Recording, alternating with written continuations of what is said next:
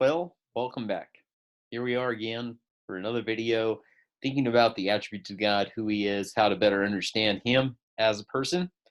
When you hear the word simple, what's the first thing that comes to mind? So, simple, first thing that comes to mind, just think about that for a minute. For many of us, it could be something along the lines of basic or easy, clear or uncomplicated.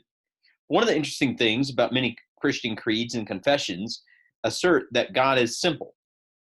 So, what in the world does it mean when we say that God is simple? Seems like we don't necessarily want to say that. There might be a gut reaction where it's like, well, God's not simple. Well, depending on what you mean. So, in its most basic form, saying God is simple means He's not a bunch of stuff mixed together, but rather He is His attributes fully. So, God is not made up of things. He is who He is. So, for example, some an example of this would be some of us might think of God in terms of like baking a cake. You know, you have all your ingredients and you put all your ingredients together, and then you have your cake. Well, God's not like a combination of a bunch of things. God is perfect and one in Himself. So He's not a combination of a bunch of different elements. He is all those elements at the same time fully. So we talk about those different attributes in order to better understand God, but God is His own person without mixture, combination, or all those things. So it's very kind of difficult to understand this, but God, it has to do with God's oneness, right? It's God is one. The Bible is clear that God is one. Is because He is one, He does not take in a bunch of different ingredients to become who He is. He rather has it, whatever He has, He is the way to say it. So think of him, and if you can go to chemistry, maybe some of you guys taking chemistry. He's not a composition of different things. He's not um, a mixture or anything like that. He's not like water, which is two hydrogen elements and one oxygen element. Rather, he is a singularity. There is a singular element, i.e., God, and we use all those different attributes to describe that singularity, God. So, in its simplest form, hey, see how I got there? In its most basic form, it means when we say that God is simple, is that God is not a combination of things. God is who He is in His fullness. So, what it's getting at is that He is one, and He's not a mixture or a combination of different ingredients. So, why does all this matter? One of the things that we often do, especially in today's society, is we pit God's attributes against each other. See, we sometimes speak of God as if He is more of one thing than another. So, what's really popular to do right now is to pit God's love against His justice, or to pit His ideas of mercy as opposed to His ideas of holiness. So, or you can say like who He is in terms of Him being holy, who He is in Him in terms of being merciful. We'll sometimes try to play these attributes off each other. But according to simplicity, divine simplicity, God is truly just and truly merciful, truly holy, truly righteous, without any contradictions within Himself. He is truly and fully all those things, not a combination of all those things, but He is all of that at the same time without competition. We speak of those things distinctly, but God is pure in who He is. So, although simplicity sounds as if it would be a quote unquote simple thing, easy to understand, it's actually kind of complex when you begin to unravel this. God is not a being that we put all those attributes together, such as goodness, holiness, and wisdom. God is all those things. Kevin DeYoung puts it that way, as I just said earlier. God is whatever He has. So, whatever God is whatever He has. So, we can't say that God has things without attributing it to His character. So, an issue which comes for us if we decide against divine simplicity is that the parts then become more important than the whole. So, here's kind of the question: what comes first, the parts or the whole?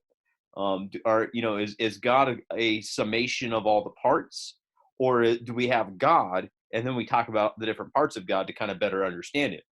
Well, for us as theists, it would be the latter, of course, because if the parts come first, such as goodness, love, and wisdom, omnipresence, omnipotence, or whatever it is, then it would seem like that would be more fundamental than God himself. Then, of course, we'd have a problem. We have those attributes that are more fundamental than God himself. The implication would be that those things have a substance, a definition, an entity apart from God.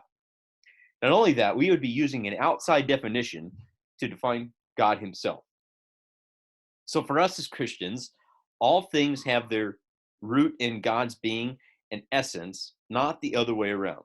See, we got to remember that things are defined by God himself, not the other way around. So divine simplicity is another way to assert that God is supreme and sovereign over all things. God being simple might seem kind of like a really odd or obscure, nuanced point for many of us, but when you begin to think about it, it becomes really important to maintain the integrity of the oneness of God, to maintain the integrity of Him being the primary mover, the prime being, the unshakable foundation of all things. The simplicity of God is one of those things that gives us that foundation. So what are some applications about this? So, okay, Andrew, you might have blown my mind right now. My brain might be hurting a little bit. Why does any of this matter? Well, there's some practical applications that come out of this when you begin to reflect upon simplicity. Number one, do you place some more emphasis on some attributes of God over others?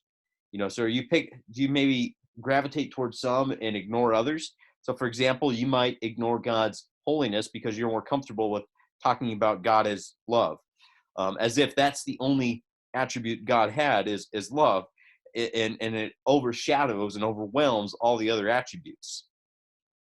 However, all the other attributes, and some are mentioned plenty of times as well, such as God's holiness and his glory, is mentioned quite often and frequently as well. So let's not make the mistake of placing some of God's attributes over and over others, in the sense that it begins to kind of smooth over all those different facets of God's character that you might find somewhat offensive.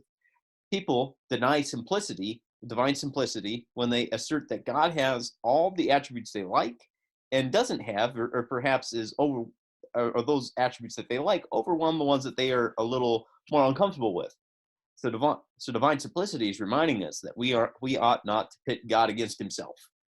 The second thing is that God defines all things. Another issue that we have with simplicity is that we expect God to cave to our definitions of love and justice and mercy, or whatever attribute happens to be. So for example, we have a definition of love, and we expect God to operate under our definition.